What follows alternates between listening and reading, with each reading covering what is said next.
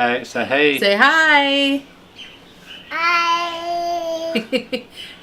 Can you say welcome? Welcome. Alright, so the family is all together today because we have a big announcement. So stay tuned to hear more about it. Welcome to another episode of This Indulgent Life, where together wanderlusting families navigate respectful parenting, education, and fulfilling our dreams of having an extraordinary life through travel. We believe that life shouldn't just be an obligation, and that the American dream isn't the same for everyone. We believe that life should be an indulgence, so cherished and enjoyed. And the best way to do that is through enjoying experiences together and following our hearts. May you be inspired to do the same.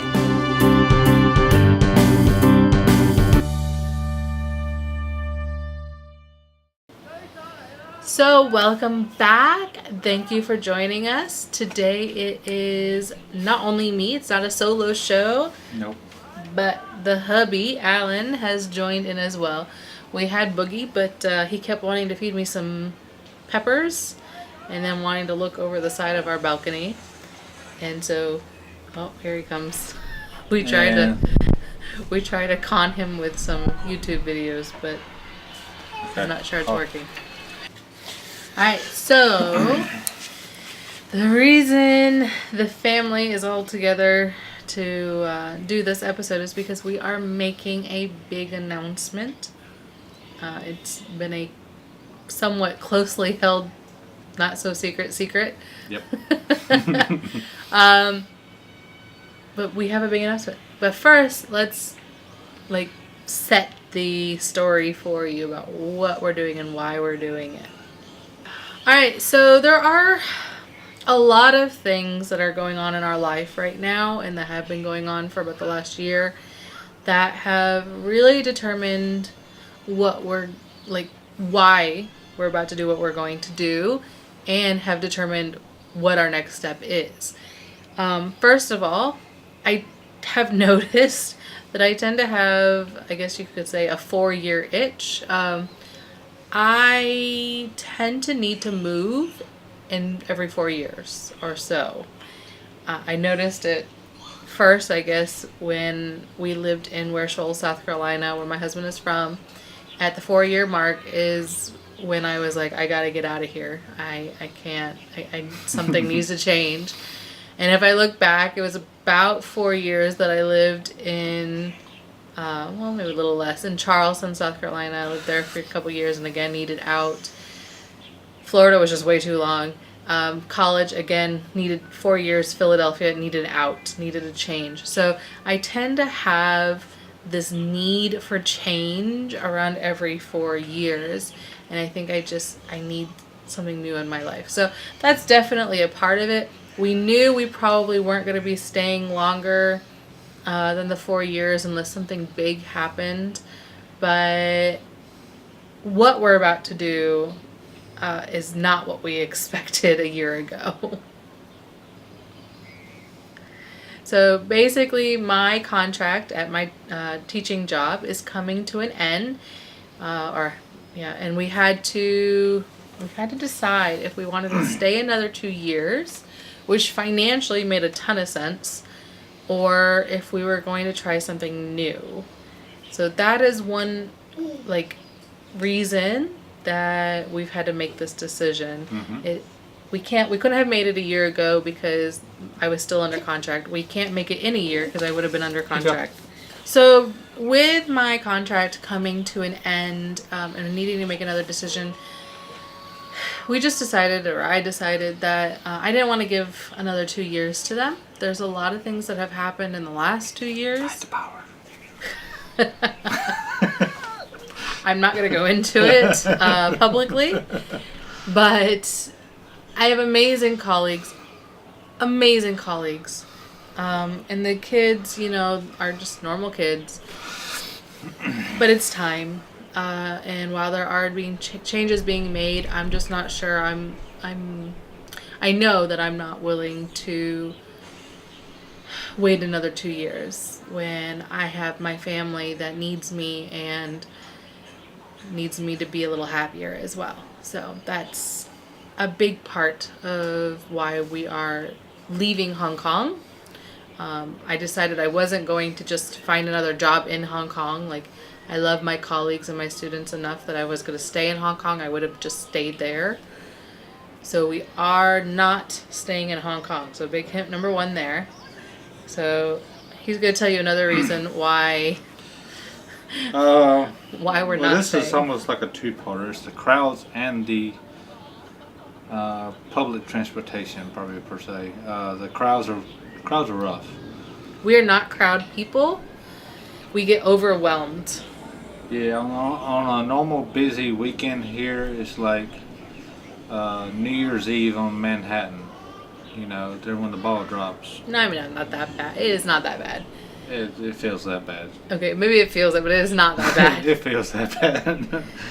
But those shots that you see of Asia, you know, like people walking across the street and it's just hordes of people, that is true. That's very true. Very, very true. And like when I was pregnant, I had to like hold my arms out in front of my stomach so people wouldn't run into me.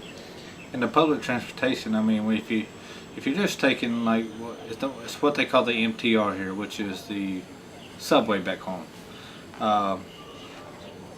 It's actually really good. It's Really clean. really clean. Actually, like really clean. But other than that, it's the buses and taxis. Oh, I feel like I'm gonna die. If you ever ridden an old wooden roller coaster, that's actually Truth. That's actually better than the buses and the taxis. True. That's maybe a little true. It's rough. Like, you don't know where they got their license from. Which is why, you know, when I started this school year, I thought I was going to have 4 hours of commuting time to get work done on my laptop, and that didn't happen because they drive crazy, and you're stuffed like sardines. So, and I spend almost 4 hours a day commuting, which is my choice. I could have lived much closer, but for my family and the lifestyle that we want when I'm not at work, that's what I had to do. Mm-hmm. And driving is just too expensive. Oh yeah. Now the lead of the grandparents. Yeah. What about the grandparents? Why we're moving back? Oh yeah. They've got to go see the boogie. Yeah. Yeah, they really missed the boogie. Our son John. They really miss him. They've seen him when he was probably about 3 to 4 months old. Well, when he was born, and about 3 to 4 months old, and they haven't really physically like see him Yeah. since then. And he's 2 now. So we need to be at least closer to them. Almost 24 hours, sometimes even more of travel is too hard for them, and it's too expensive for our families. They don't, they're not rich people, and so we need to at least move closer. Mm-hmm. Yeah. And yeah, some of our family still won't even get on a plane. that's true. Yeah. Yeah, like I still have people in my family that will not get on a plane. So we just need to have more access to them for our son's sake and for their sake, because no one's getting younger. And last. All right, and then we need to, for our marriage, we need to leave.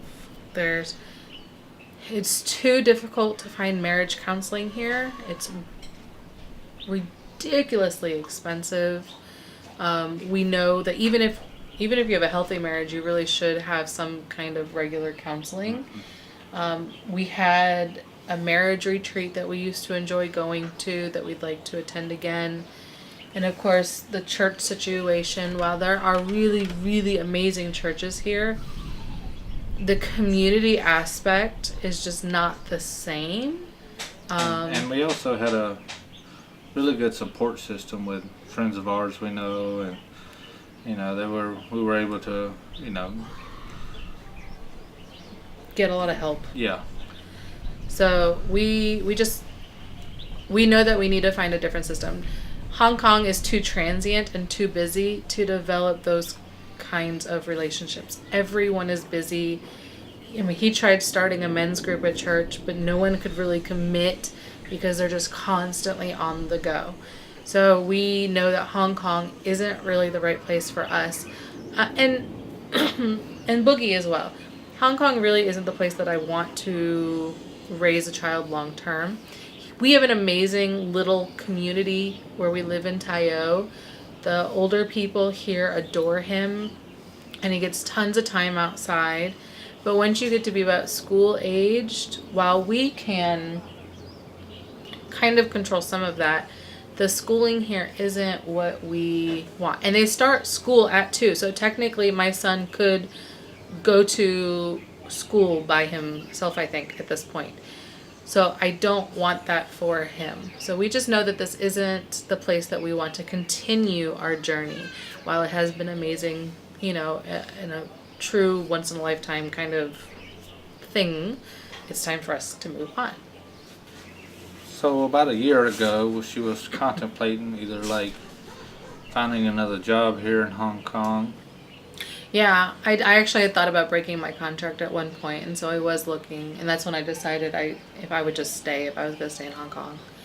I had always wanted to live in France again. I'd lived there when I was younger, and I would love to live and work there again, or really anywhere in Europe would have been awesome. So we had looked at that, but as Americans, that's not so easy to get a job there. But with the whole EU situation and everything, and still, the UK is still part of all of that at the moment until Brexit's final. There's still plenty of English speakers that could go over there and teach stuff. So it makes it even harder. Yeah, and so that was definitely an option that we were prepared to start at the end of last year, but in the end we decided not to take that route. We had also thought, for years actually, we thought we might go to South America, like Chile or Brazil. That was definitely an option. And then at one point I was even looking at like Costa Rica and Honduras, Dominican Republic. There's so many amazing places. The pay would not have been as much, but the cost of living and the type of living was better. So we had looked at that. And then it happened. I think it was spring break. I think it was like this time last year. Do you remember that moment? I don't know. You started watching like, ooh. I don't even know how I found these channels. Like, I have no clue how I came upon this. It's like the channels I found. Yeah, like, I don't even watch YouTube that much. But over spring break, I found Norp versus South, which is a family of, I think, 11 people who were RVing at the time. And then they were traveling Europe, and then they moved back to the U.S. and now they do small trips. And then we found Less Junk More Journey. Love them. Oh, they're like our life, right? Like when they started RVing with their daughter, is about the age that John is now, and so it really touched home with us. And they're so personable, and just made everything look amazing. And we kind of had this idea, and we've always loved watching those tiny home shows, and we had actually talked even before this of like building a tiny home. Oh, the International House Hunters, where we can build like a little thing in the south of France or some countryside of France. And we always have amazing ideas, by the way. We dream big. Even if it's a small place, we dream big. Need funding. But we'd always thought about this. And so when I came across these channels, I remembered my lifelong dream of traveling across the country. She's nomadic. There we go. I am definitely a nomad at heart, and I have been since I was a young child. So as you might have guessed, we have decided to move back to the USA and we are going to become a full-time RVing family with some caveats. Gotta live with mama first. So we are moving back in July of this year because my contract ends in my teaching ends in June. So yes, we are gonna go live with his mom, his stepdad, and our niece because they take care of our niece. And we initially, we'd always planned on doing that for a short, tiny bit of time. Gonna be a short, little bit longer. Longer now. Like I said, we never go home. We always go big. So, would you like to tell them why our plans changed to go from short to probably about 6 to 8 months? We started looking at RVs. Of course, do the RV, full-time RV life and everything. And we seen the Airstream. Yeah. And it's a shell. No, What a frame. you gotta go back. So we had always thought we would get like a fifth wheel. Fifth wheel. We've gone back and forth, especially watching Less Chunk More Journey. At one point we're like, ooh, Airstreams, and then we were like, well, we can't afford Airstreams.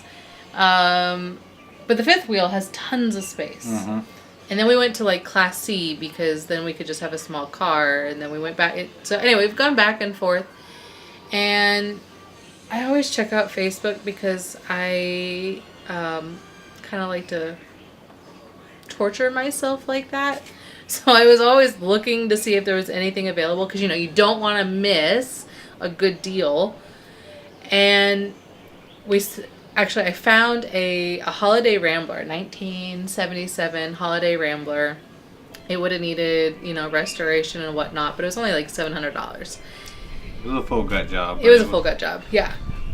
But it was cool. It was like asymmetrical. It was so cool.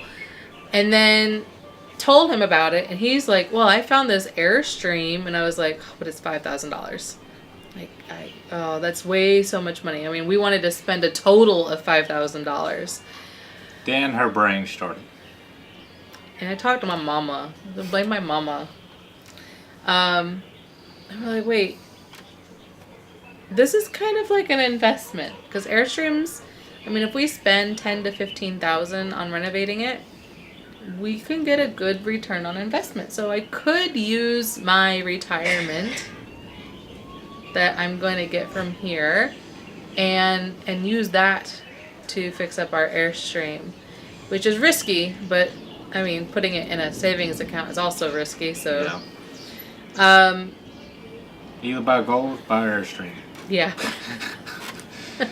So Airstreams hold their value, and they've been around. I think it was like 65% of all Airstreams ever made are still on the road. So they're like good quality, and they're just so pretty. They're pretty.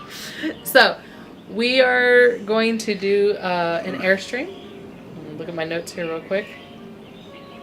It's going to take a lot of time to renovate it. Like he said, it is literally just the frame, the shell, and the water, the tanks. It's just the tanks. Yeah. Of course, tires, axles, all that Yeah. stuff. Well, even those might need replaced. Yeah. So. But it's at least 6 months starting out.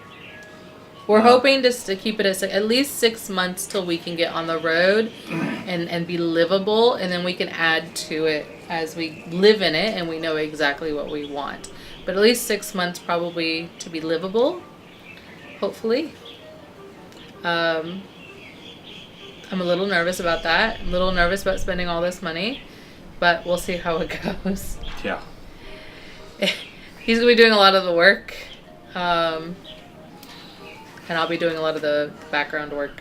So we are going to blog and vlog about it all, and I'll keep you updated on the podcast.